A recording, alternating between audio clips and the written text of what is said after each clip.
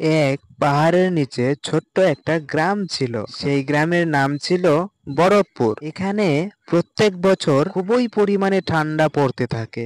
ইস, আজকে অনেক বেশি ঠান্ডা লাগছে। যত দিন যাচ্ছে ততই ঠান্ডা বেড়েই চলেছে। এরকম মনে হচ্ছে যেন শরীরের ওপর বরফ জমে যাবে। হ্যাঁ বন্ধু, তুমি ঠিকই বলেছ। এত পরিমাণে ঠান্ডা পড়ছে যেন ঘর থেকে বের হতে ইচ্ছেই করে না। আমার তো এরকম মনে হয় যেন সারাদিন ঘরেই বসে থাকি আর বসে বসে গরম চা খেতেই থাকি। সেই গ্রামের ভিতরে একটা ছোট্ট বাড়ি রয়েছে যেখানে বিকাশ আর শিলা থাকতো। তাদের দুই সন্তান রয়েছে। তারা ছিল খুবই গরিব পরিবারে। বিকাশ এক গ্রামের মোড়লের বাড়িতে দিনমজুরের কাজ করত আর সেই টাকা দিয়ে তার সংসার চলতো। ঠান্ডার সিজন চলছে আর এইবার ঠান্ডায় সর্দি কাশিটা একটু বেশিই হচ্ছে। কিন্তু বিকাশের কাছে অত বেশি টাকা ছিল না যে তাদের বাচ্চাকে সোয়েটার জ্যাকেট কিনে দিবে। বাইরে প্রচুর পরিমাণে ঠান্ডা পড়ছে, এইদিকে ঘরের ভেতরটাও ঠান্ডা হয়ে গিয়েছে। এদের কাছে ছোট্ট একটা পাতলা চাদর ছিল, সেই চাদরটি দিয়ে দুই বাচ্চাকে ঢেকে দেয়। কিন্তু এইদিকে আবার বিকাশ আর শিলা ঘরের এক কোণায় বসে রয়েছে। শিলার কাছে একটা শাড়ি ছিল, কিন্তু সেই শাড়িটা কোনো কাজের না, কারণ সেই শাড়িটা ছিল অনেক পাতলা। শিলা তার স্বামীকে আস্তে আস্তে বলতে লাগলো, যদি আমাদের কাছে একটা মোটা বড় কম্বল থাকতো তাহলে এই ঠান্ডার হাত থেকে রক্ষা পাওয়া যেত। আমি বুঝতে পারছি তোমারও অনেক ঠান্ডা লেগেছে। ইস, একটু কাঠ খড়িটাও নেই। যদি থাকতো তাহলে সেই কাঠ খড়ি জ্বালিয়ে ঠান্ডাটাকে পার করা যেত। কমসে কম বাচ্চাগুলো তো ঠান্ডার হাত থেকে রেহাই পেত। এই কথা শুনে বিকাশ নরম মনে বলতে লাগলো, শিলা, এইভাবে বলো না। আমি বুঝতে পারছি তোমার কষ্টটা। আমি যাচ্ছি গ্রামের সেই জঙ্গলে, গিয়ে দেখি শুকনো কাঠখড়ি পাওয়া যায় কিনা। রাতের অন্ধকারে বিকাশ বেরিয়ে পড়ল খড়ি আনার জন্য। গ্রামের সব কিছু স্তব্ধ হয়ে রয়েছে। গ্রামের সবাই গরমে নিশ্চিন্তে ঘুমিয়ে রয়েছে, কিন্তু বিকাশ তার পরিবারের চিন্তায় রয়েছে। দাদা, তোমাদের বাড়িতে যদি ফেলে দেওয়া গাছের ডাল খড়ি থাকে তাহলে আমাকে দাও। আমার বউ বাচ্চারা ঠান্ডায় কাঁপছে। বাড়িতে একটা পাতলা চাদর রয়েছে, সেটা দিয়ে ঠান্ডা আটকানো যাচ্ছে না। হু হু করে বাতাস ঢুকতেই থাকে সেই চাদরের ভিতরে। দেখো ভাই, আমাদের বাড়িতে বাড়তি কোনো খড়ি নেই, আর যেটা রয়েছে সেটা আমাদের বাড়িতে লেগে যাবে। আর এই ঠান্ডায় যত দিন না কমবে ততদিন আমি তোমাকে কোনো কিছু দিয়ে সাহায্য করতে পারবো না ভাই। তুমি এখন যেতে পারো। বিকাশ তখন এইদিক সেদিক দেখতে লাগলো, কিন্তু কোথাও কোনো কিছু পেল না যা দিয়ে সে আগুন জ্বালাবে। আচমকা বিকাশ এক দোকানের সামনে পড়ে থাকা কিছু কাগজ আবর্জনা দেখতে পেল। বাহ, এই কাগজগুলো তো ভালোই আছে। যাই হোক, এগুলোই ঘরে নিয়ে যাব আর শিলাকে বলবো এই কাগজের টুকরোগুলো জ্বালিয়ে দাও। কমসে কম ঠান্ডার এই রাতটা তো পার করা যাবে। বিকাশ আর বেশি দেরি না করে তাড়াতাড়ি সেই কাগজগুলো নিয়ে বাড়িতে চলে আসে আর সেগুলো জ্বালিয়ে দেয়। ঘরের ভেতরটা ধীরে ধীরে কিছুটা গরম হতে লাগলো। আরে বাহ, বিকাশ, দেখো অল্প একটু কাগজ জ্বালিয়ে ঘরটা ভালোই গরম হয়ে গেল। আমার তো খুব ভালো লাগছে। ঠান্ডার কারণে আমাদের সবাই কষ্ট হচ্ছিল, কিন্তু এখন আগুন জ্বালিয়ে অনেক ভালো লাগছে। শুধু কাগজ দিয়েই এত সুন্দর ঘরটা গরম হয়ে গেল, তাহলে ভাবো একবার যদি এগুলো খড়ি হতো তাহলে আরো বেশি ভালো লাগতো। এখন শুধু কোনোভাবে রাতটা পার হয়ে যাক। তাদের দুই সন্তান শান্তির নিঃশ্বাস নিল, কিন্তু এখনো মাঝরাত রয়েছে। পরের দিন সকালে যখন বিকাশ কাজে যায় তখন সে দেখতে পায় আরো অনেক মানুষ ঠান্ডায় কাজ পাচ্ছে না। ঠান্ডার কারণে বিকাশের কাজ করাটা কঠিন হয়ে পড়েছে আর ধীরে ধীরে টাকা কমতে লাগলো। সারাদিন খোঁজাখুঁজির পরেও বিকাশ কোনো কাজ পেল না। সারাদিন সে ক্লান্ত হয়ে বাড়িতে ফিরল, আর বাড়িতে ফিরে সে দেখে শিলা খুবই ক্লান্ত হয়ে রয়েছে। তাদের কাছে খাওয়ার জন্য অল্প একটু চাল ছিল, আর সেই চাল দিয়ে খিচুড়ি বানায় আর সবাই অল্প অল্প করে খেয়ে নেয়। শিলা, আমাদের কাছে তো এত বেশি খিচুড়ি নেই। কেউ খেতে পারবে পেট ভরে, আর কেউ পেট ভরে খেতে পারবে না। বাচ্চাদেরকে তো খালি পেটে রাখা যাবে না। এক কাজ করি, তোমরা তিনজনে বেশি বেশি করে খেয়ে নাও, আর আমি অল্প একটু খেয়ে বাকিটা জল খেয়ে শুয়ে পড়বো। এই কথা শুনে শিলার একটু খারাপ লাগলো। সে নরম করে বলতে লাগলো, তুমি আর বাচ্চারা খেয়ে নাও, আর আমার খিদা পায়নি। আমি এইভাবেই শুয়ে পড়বো। আমার একদমই খিদে পায়নি। আমি ঠিক আছি। যদি খিদে পায় তাহলে আমি রাতে একবার উঠে জল খেয়ে আবার শুয়ে পড়বো। তোমার আর বাচ্চারা যদি খেয়ে নাও তাহলে তোমাদের শরীরটা ঠিক থাকবে, আর কোনো অসুস্থতা ভাব মনে হবে না। আমি এইভাবে রাতটা আজকে পাড়ি দিব। আবার রাত হয়ে গেল। এইদিকে ঠান্ডা বাড়তেই লাগলো, বাচ্চারা ঠান্ডায় কাঁপতে লাগলো। বিকাশ বুঝতে পারছে না যে সে কি করবে, কারণ তার কাছে ছিল না কম্বল, না ছিল মোটা খেতা চাদর। তখন তার মনে হলো যে গ্রামের এক মোড়ল বাড়িতে কম্বল, মোটা চাদর শীতের জন্য দান করছে। পরের দিন সকালে সে মোড়লের বাড়িতে আসে, আর মোড়লের বাড়িতে এসে মোড়লকে বলতে লাগে, মালিক, আপনাদের বাড়িতে কি বাড়তি ফেলে দেওয়া কম্বল রয়েছে? যদি থাকে তাহলে আমাকে দিয়ে সাহায্য করুন। আমার বাচ্চারা খুবই কষ্টে রয়েছে। এই ঠান্ডায় সহ্য করা যাচ্ছে না। বাচ্চারা খুব পরিমাণ কষ্ট পাচ্ছে এই ঠান্ডায়। এই জন্যই আমি আপনার কাছে সাহায্য চাইতে এসেছি। আপনার কাছে ছিঁড়া পোড়া যেরকমই থাকুক না কেন, আমাকে কম্বল অথবা চাদর দিয়ে সাহায্য করুন, যেন এই ঠান্ডার হাত থেকে বাঁচতে পারি।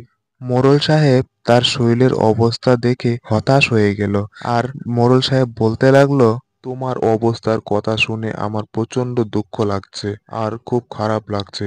এই ঠান্ডায় পাতলা একটা জামা পরে তুমি কিভাবে রয়েছো, এত কষ্ট করছো। আমার তোমার এই দুঃখের কথা শুনে খুব কষ্ট লাগছে। দাঁড়াও, আমি ঘরে গিয়ে দেখি পুরানো কম্বল চাদর হতে পারে রয়েছে, তোমাকে আমি এনে দিচ্ছি। আর হ্যাঁ, যদি কখনো কোনো কিছু প্রয়োজন হয় তাহলে অবশ্যই আসবে আমার কাছে।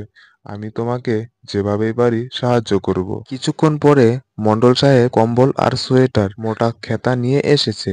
এত কিছু দেখে বিকাশের চোখে জল চলে এসেছে। বিকাশ হাত জোড় করে মন্ডল সাহেবকে ধন্যবাদ জানালো। বিকাশ আর বেশি দেরি না করে তাড়াতাড়ি বাড়িতে ফিরে এসে তার বাড়িতে এসে দেখে তার স্ত্রী শিলা এভাবেই শুয়ে বসে রয়েছে। আর শিলা বলতে লাগে, কি নিয়ে এসেছো? বিকাশ তখন সেই কম্বল আর সোয়েটার বের করে দেখায় এই সব নিয়ে এসেছে। শিলা আর বেশি দেরি না করে তাড়াতাড়ি করে বাচ্চাদের ওপরে কম্বল চাদর বিছিয়ে দেয়। বাচ্চারা শান্তির নিঃশ্বাস ছাড়লো, আর বিকাশের এরকম মনে হলো যে পৃথিবীর সবচেয়ে বড় খুশির শান্তিটা সে পেয়ে নিল। কিন্তু বিকাশ তারপরেও একটু চিন্তিত রয়েছে।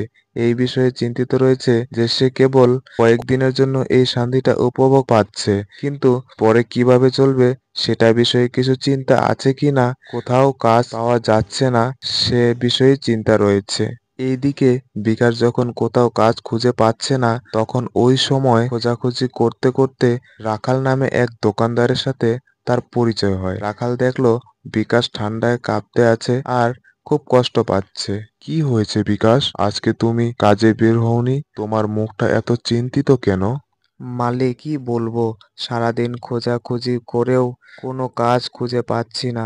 যেখানেই যাচ্ছি সেখান থেকেই ফিরিয়ে দিচ্ছে। ঠান্ডার কারণে কোথাও কাজ পাওয়া যাচ্ছে না। ঘরে খাবারও শেষ হয়ে যাচ্ছে। বুঝতে পারছি না আমি কি করব। বাচ্চাগুলো ঠান্ডায় খুব কষ্ট করছে, আর আমি তাদের জন্য কিছুই করতে পারছি না। আর যদি এভাবে ঠান্ডা চলতে থাকে তাহলে তো আমি নিজেও জানি না আমার আগামী দিনে কি হবে। এই বাচ্চাদেরকে কিভাবে আমি সুরক্ষিত রাখবো? দেখো বিকাশ, আমার দোকানে কিছু কাজ রয়েছে। যদি তুমি চাও আমার দোকানে এসে সে কাজগুলো করে দিতে পারো।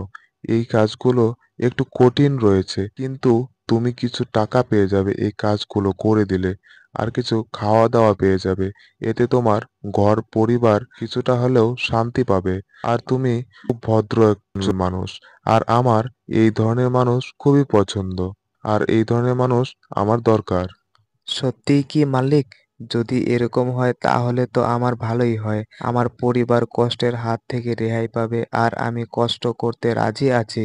শুধু আপনি আমাকে অনুমতি দিবেন আর কাজের কথা বলবেন। বাস, আমি এইভাবে সারাদিন কাজ করতেই থাকবো। সকাল থেকে সন্ধ্যা পর্যন্ত যত কাজ থাকবে আমি সব করে দেব। আমি শুধু এইটাই চাই যে আমার বউ বাচ্চারা যেন শান্তিমতো খেতে পারে আর ঠান্ডার হাত থেকে বাঁচতে পারে।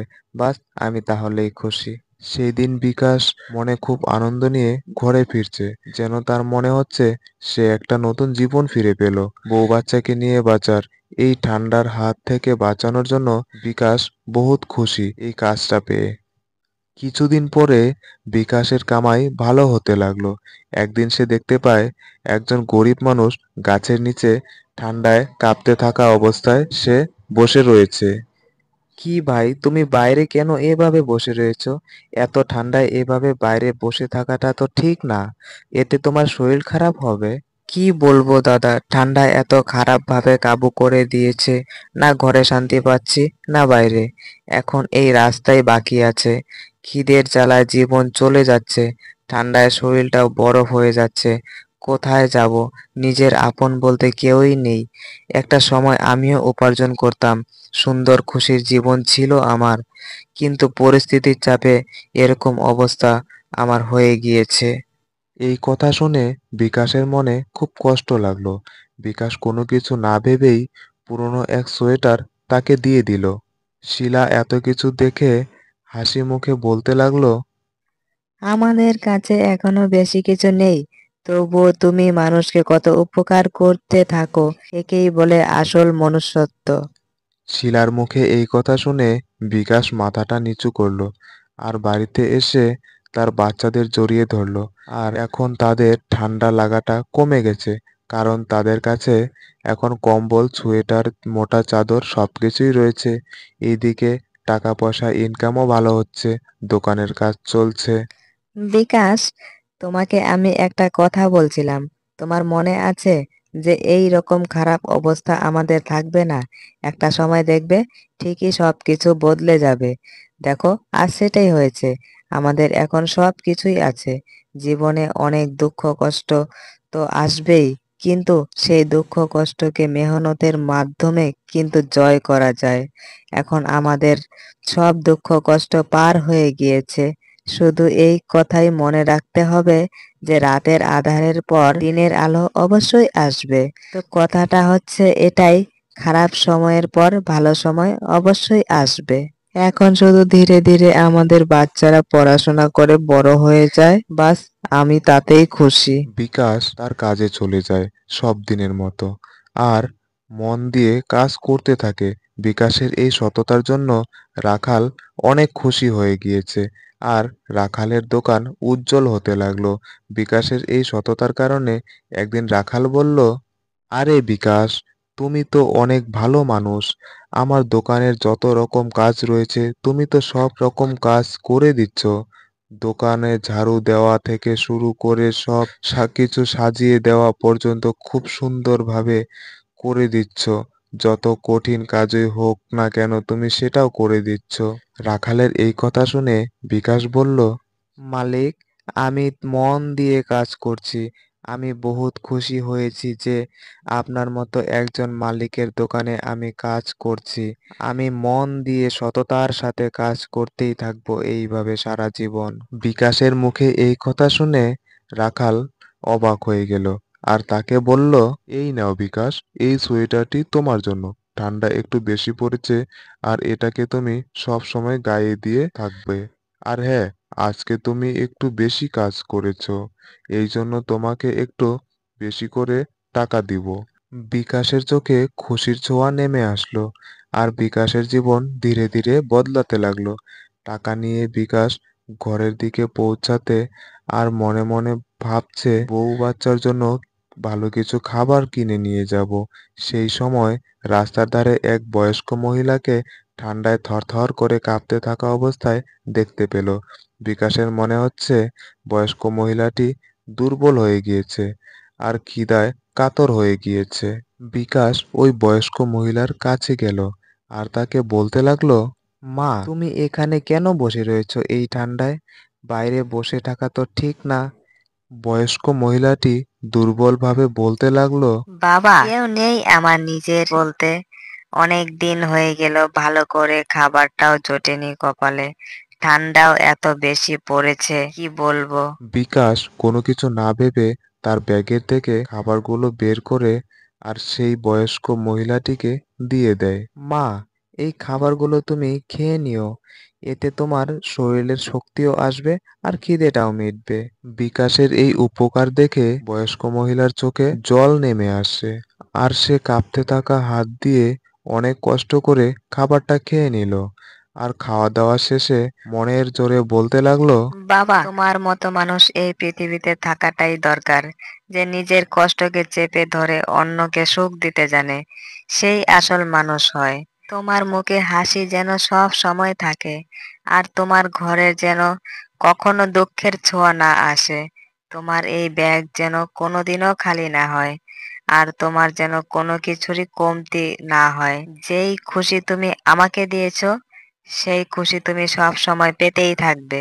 বিকাশের মুখে হাসি চলে আসে আর বিকাশ ঘরে ফিরে আসে আর শিলাকে সবকিছু বলে দিল। এত কিছু শুনে শিলা বহু খুশি হলো আর শিলা বলতে লাগলো, এখনো আমাদের কাছে সেরকম কিছু নেই, কিন্তু তুমি তবুও কারোর উপকার করে এসেছো, একেই বলে আসল মনুষ্যত্ব।